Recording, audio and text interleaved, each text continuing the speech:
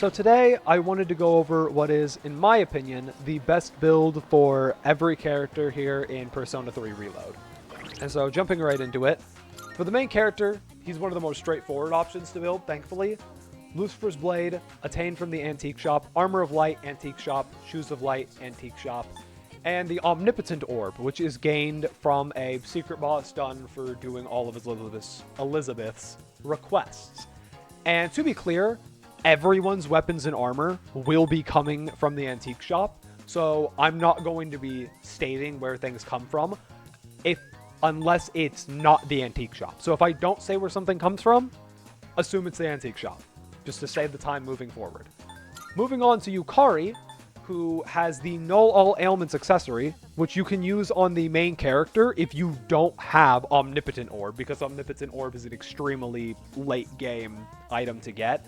You get this from the club, to be clear, and assuming you're either using this on the main character and you can't buy another one, or you just want to for the sake of not having to deal with lightning, you can also give her the Null Shock Lightning Armlet from the Antique Shop.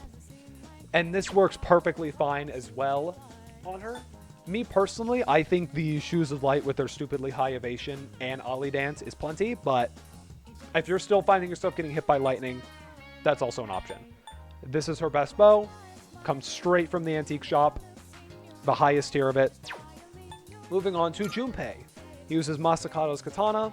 You already know where it comes from. Same with the Armor Light. Same with the Dragon Boots. The Dragon Boots here are different. We're not the Shoes of Light per usual.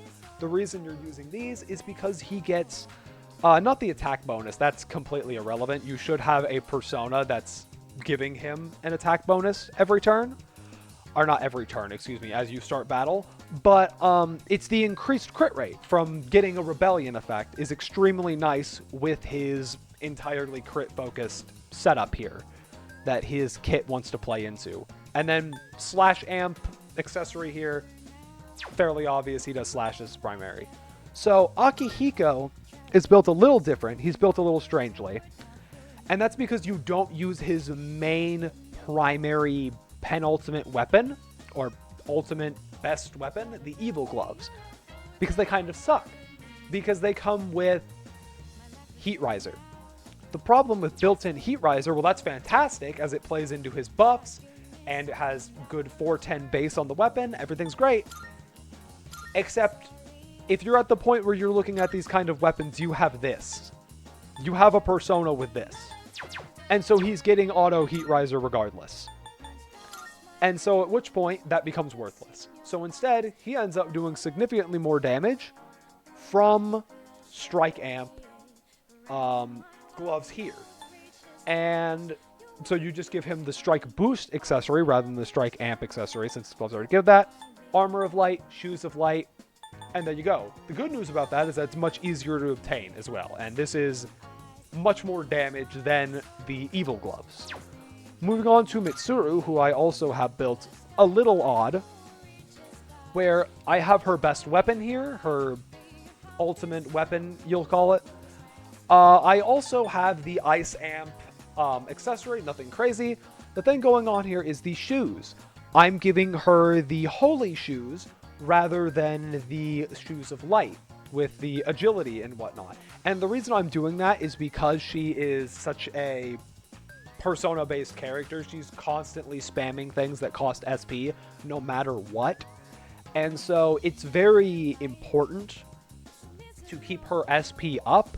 Though if you find yourself not struggling at all to keep your SP up, you can just give her the agility dance, or Ollie dance, excuse me, shoes, and you should be fine with that as well. Another option you can go with is to give her the Ollie dance shoes and give her, the Ollie dance shoes here. You can give her the chakra ring, which gives, I think, Spellmaster, which halves the cost of anything that costs SP, and then you give her the Ice Amp sword. That is also an option. I don't like it as much because it nerfs her damage significantly, because you can do Ice Amp here, magic ability here. And I prefer that much more, but if you're really struggling with SP, you can absolutely do that. Another option for shoes as well, if you already have it, is the Goddess Boots, This is technically better if you're doing anything more than 7 turns. And if you're doing anything less than 7 turns, Holy Shoes is better. It doesn't matter, they're very comparable. And you know what you'll be using. As well as if you need to use the Holy Shoes on someone else for whatever reason. Maybe you don't have enough of the Ollie Dance boots and you want to use this on a magic caster at some point. This is perfectly fine to use on her. They're very comparable. Moving on to Aegis, who has a few different options. Her main options here would be Metatronius, Soul of Athena, Swan Legs, and the Pierce Amp accessory. You can also, however, if you're willing to sacrifice the Arms Master and the stats, you can give her the Antimatter Cannon, which is obtained just by exploring Tartarus later on. Much easier to obtain than Metatronius. And this will give you just Pierce Boost, which when combined with the Pierce Amp accessory, will still make her do plenty of damage. She will still be extremely strong. I'm not sure which one does more damage. If I were to guess, it might genuinely be the Antimatter Cannon, but I'm not sure. I haven't tested. But I would still say that the convenience of Arms Master and how much tankier it makes her, and how much less healing she'll need, and how many more moves she can use, is worth it, in my opinion, to give her Metatronius and go through with getting it.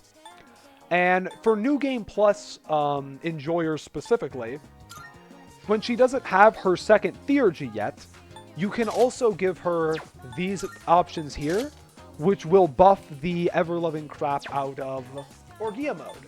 Which, once you unlock her second Theurgy, you can just basically ignore Orgia mode. You won't be using this. You obviously will always want the better equipment. But if you just want to have Orgia mode be better, just to fart around with it, just for the fun, pretty much, you can use these, and they'll make Orgia mode very strong. That's about it. So moving on to Ken. I also have something a little different from what you might typically see on Ken. Nothing too crazy, actually, though, all things considered. Where, obviously, this is his best weapon and or his, quote, ultimate weapon. I think it's fairly obvious why this is good. 100 HP and SP, I can't talk, excuse me, is obviously incredible. Armor of Light, because anyone who can use Armor of Light should be on Armor of Light. It's incredible. And then there are a few options here for specifically his shoes and accessory. You can give him the standard Shoes of Light with Ollie Dance, and then you can give him the Null Dark accessory to make sure that he's not getting killed by Dark Insta-Kills. However, I think that's really missing out on a lot of damage you can get from him by giving him Light Boost, because he comes with Light Amp built in. And so you can give him that, and then you can give him the Shoes of Bane, which I forget how you get these. I think it's either the TV or from exploring Tartarus. You get them either from the Home Shopping Show or Tartarus. I can't remember which, I apologize. But these Shoes of Bane will null Dark Insta-Kill, and yes, he'll evade less, so he'll be getting hit more, but he'll be able to do a good chunk more damage from his primary source of damage. You could also give him the Electric Amp ability if you want to do that as well, the Electric Amp accessory, excuse me, if you care about his electric damage more, but I usually just would prefer to max out his light rather than have him split across, but it's up to you. And I find the Shoes of Bane to be plenty, because with this giving him plus 100 HP, and this reducing magic damage, and how high of the defense it is, and from Fuka's, once you have her max out from all of her nightly hangouts, weakness buffer as well, you will not be taking much damage. At all. And so, like, it's really not that big of a deal. You lose a turn, so if you care about that a whole lot, you can go with the Null Dark, and then do the Shoes of Light, but I don't know. I personally like to keep my damage going a little bit more. For Koraru, again, he gains Dark Amp and Fire Amp built into his kit. And so you're going to find it much better to give him a accessory with Dark Boost rather than Dark Amp, since he comes with that. And the Pumpkin Mask is something you can get from October 25th's home TV show, which I love how I have the date on that one, but not the Shoes of Bane. I apologize. But the Dark boost and magic plus 5 from the pumpkin mask is really nice. Because yes, there is a dark boost accessory that just gives dark boost. This is just strictly better though. Gives magic plus 5. And then since he comes with dark amp, you'll be doing tons of damage. Now for him, since he has unique armor as well, he cannot get footwear. He's stuck with the bare paws.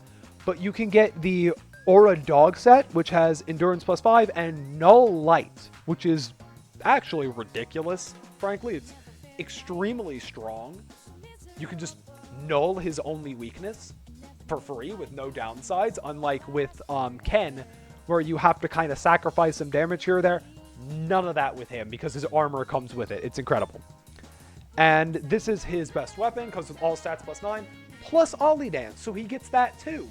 His equipment is actually beyond busted in this game. He has some of the best equipment options in the game, in my opinion. But he will basically be impossible to hit, and even when he does get hit, if it's his weakness, it just gets nulled. So it's incredibly strong on him. And then for Shinjiro. Shinjiro's a little bit of a complicated build, so let me get into him, because you have a few different options. You can give him the Corpse Rod and the Strike Amp accessory, and you can do Armor of Light with Shoes of Light, or you can do Dragon Boots. Now, why would I be doing Dragon Boots on him when not only should I have a Persona giving Auto Heat Riser, but his abilities, like whenever you do his nightly hangouts, unlock Auto Heat Riser. This comes built in with him. It's for the sake of crit rate. And that's because for him, rather than using the Corpse Rod and the Auto Charge, I like to do the Golden Crusher, which comes with Strike Amp. And then I like to give him, where is it? It's around here, it is.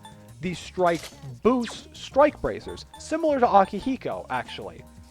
Where here, now he's got this going on, and then when it's his first turn, you use Bloody Charge, his signature ability, which increases his crit rate some as well. And so with the Rebellion from this and the increased crit rate from Bloody Charge, you have a heightened chance to actually be able to hit a crit, and that's on his already absurdly strong moves, and you should be doing a ton of damage.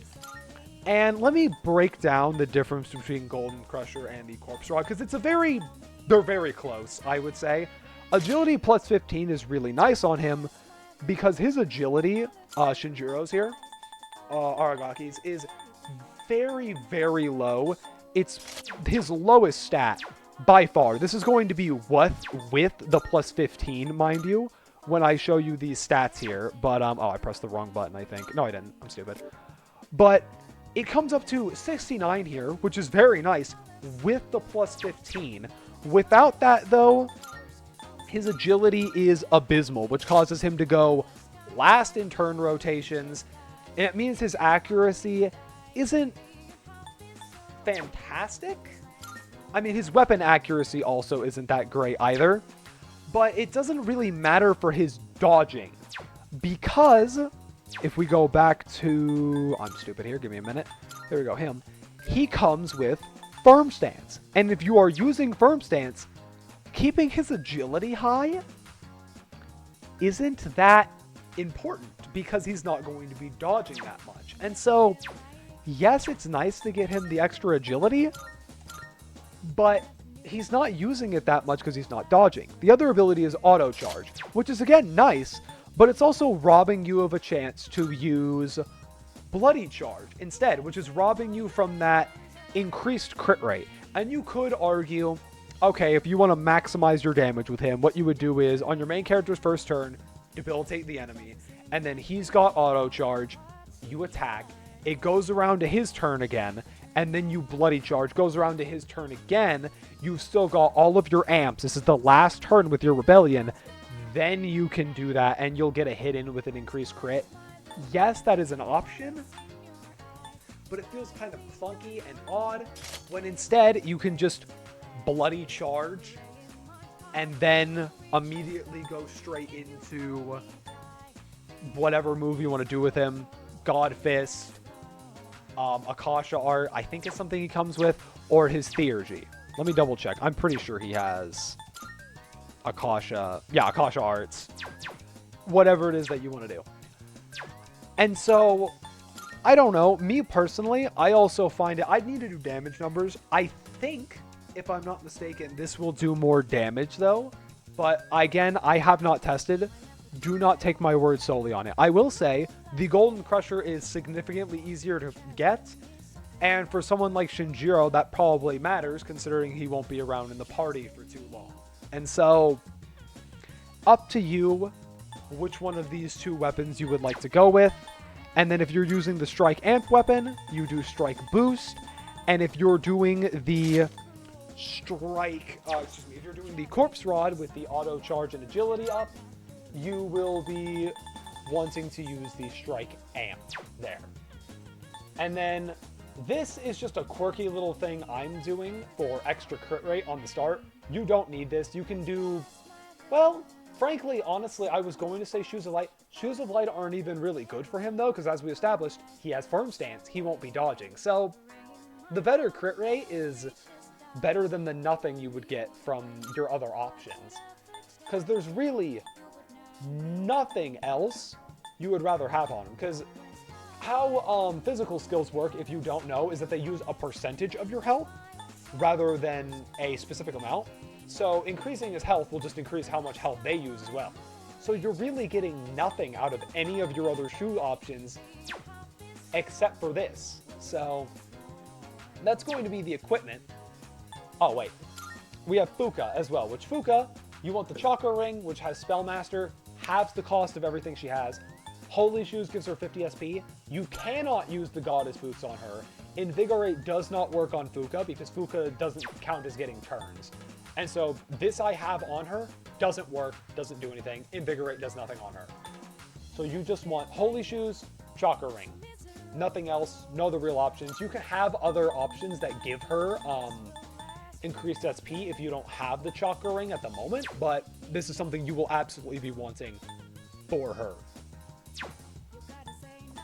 And so for the actual persona builds themselves, now excuse me, those are mine, for each person, I have some odd builds going on, and these are just, I want you to understand, these are just what I've gone with. You can do things differently, but I've gone with something very weird here with Yukari as an example, which is only multi-target attacks, Palimpa, Poison Mist, Musconda, Wind Amp, and then multi-heal for Yukari in particular because of her nightly, like her nightly hangout thing that she gains, her trait here, that's what it's called, her personality trait. Healing Apex, you don't need to keep single heal, because multi-heal is only 11 SP anyway, it's not like it matters. Revive is obviously nice, and Emerita Shower is also obviously very nice. Now you can, if you want to keep a single target on her, get rid of Palimpa or Poison Mist. That I think is a perfectly fine thing to train. Probably Palimpa, I would say. I'm probably saying that wrong, but still, it's probably a perfectly fine thing to trade if you would like to keep single target as an option. With how much SP she'll have left over from how cheap her healing and whatnot is, I don't think you necessarily need to, but if you would like to, you absolutely can. Moving on to Junpei. Junpei really doesn't have many options for builds. This is about it. Like, there's nothing you would rather swap here in any of these options. All of these are about the best you can really get for him. And if you're wondering at this point, what about the break abilities? The break abilities usually aren't very good. Things like Fire Break, Wind Break. Usually you would just rather use a different move on that character and just deal with it yourself. Or just guard with that character if they don't have another move. Like, say the person's immune to all physical and fire. Worst case scenario, he can raise the party's defense. Say we don't need to do that. Then worst case, he can guard. It can come to my turn and I can deal with it. It's better than wasting a slot on Fire Break and a turn to use it as well. The break abilities are not very good. And to be clear, if you wanted to replace Agadine on him, you can. His magic stat is rather low. And it's only heavy single target, might I add. And so it's not that good. And so it's up to you with how much value you see out of that. You could get rid of Agadine and replace it with the Shift bonus instead. Whenever I think he's shifted 2, he gets a small bonus, but it's not a very large bonus, and you're not going to be shifting him very often. You'd much rather shift to your own character, because your own character can be a god. So it's, you know. Moving on to Akihiko. Again, I've decided to forego single target lightning here. You could get rid of shock boost for that. I would prefer to just have shock boost here and just have only the multi-target, because his SP is fine, frankly. He has enough SP for the most part to be okay, in my opinion. Especially because he only has this move, these 2 moves, but you're not going to be spamming all the time. You maybe use this, if at all, with how your own character works and usually has all the buffs and whatnot ready for Heat Riser and whatnot. You might use this, again, debilitate and whatnot, and so they're definitely useful to have if you want to cycle through and have him lower attack, someone else lower defense, and someone else lower agility. You can absolutely do that, and that's why this is here.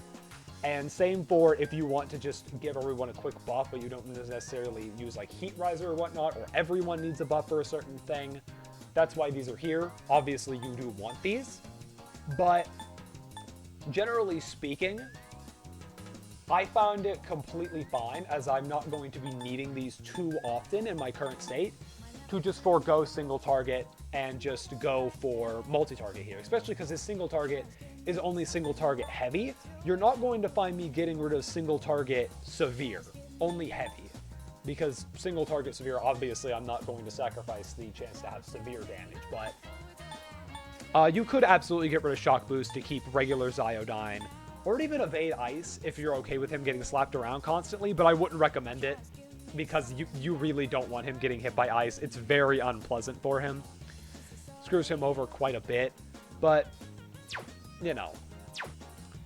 Moving on to Mitsuru, as I said, I'm going to be keeping this because it's severe rather than heavy. She's pretty straightforward, in my opinion. You get a lot of different ailments with her.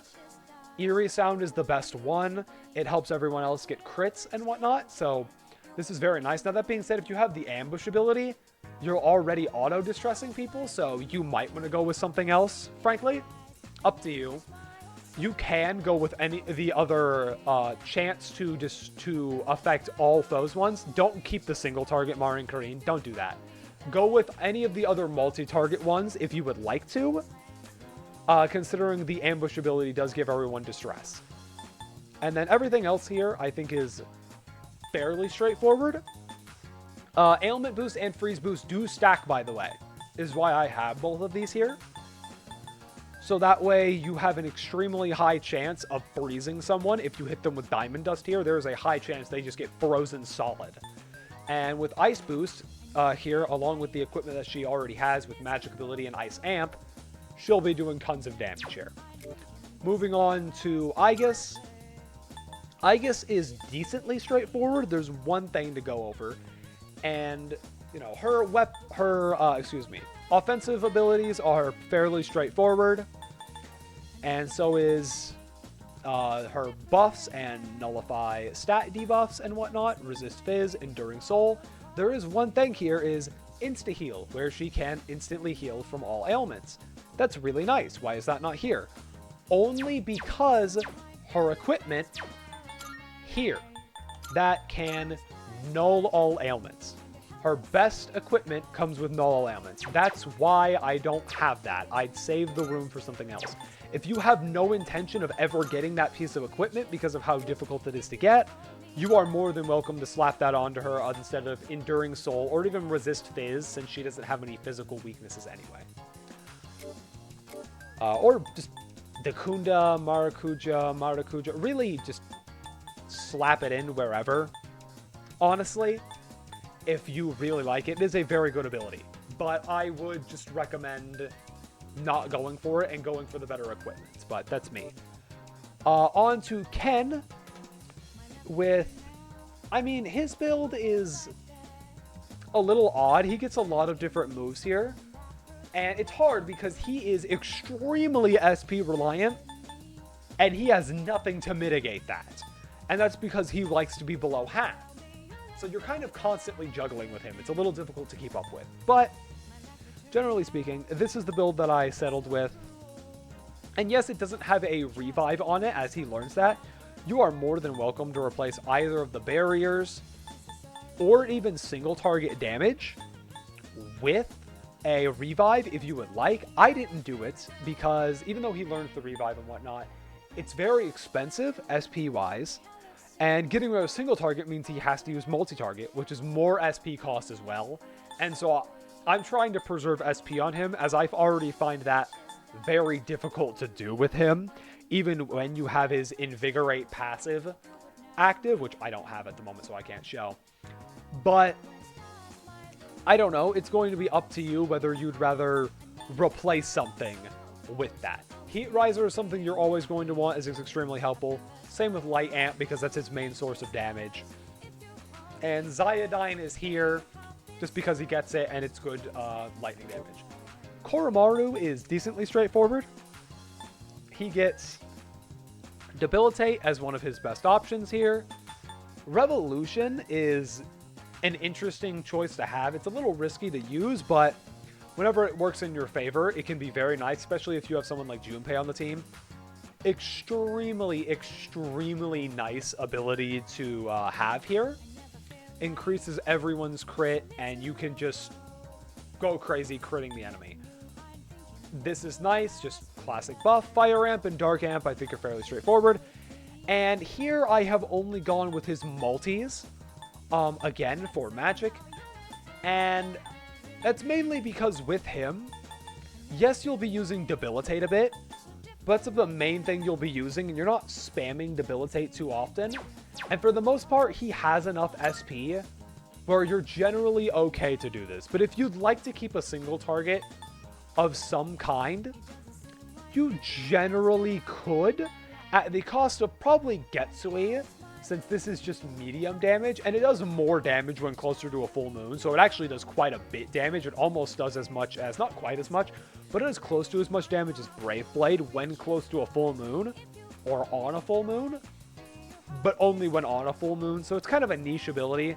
Up to you whether you want to keep this for variety, or do you rather replace it to keep a single target to preserve SP. And finally for Shinjiro, you could give him Endure. I think he gets Endure, not Enduring Soul. But I found that to be unnecessary, as it is just Endure, I'm pretty sure, which only leaves him back on 1, which isn't very helpful.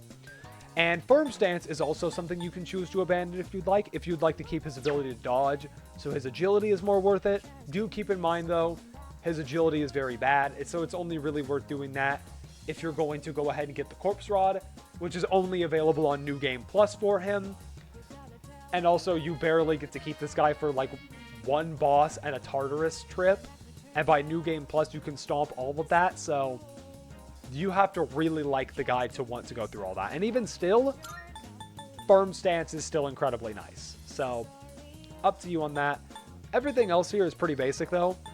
Brave Blade and Deathbound, Akasha Arts and God's Hand, Bloody Charge and Debilitate, along with Regenerate because he plows through his health like crazy, obviously based upon Bloody Charge and being a physical attacker. Overall, I think the build works out pretty good for him. I mean, there's nothing else you can really do with him, honestly. I'm trying to think. There's, besides Endure, and even still Endure's kind of mid. Honestly, I would say this is the best option you really have for him. There's not many other good options for him.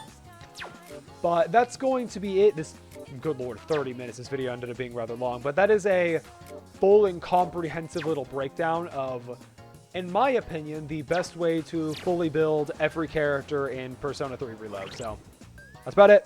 See ya.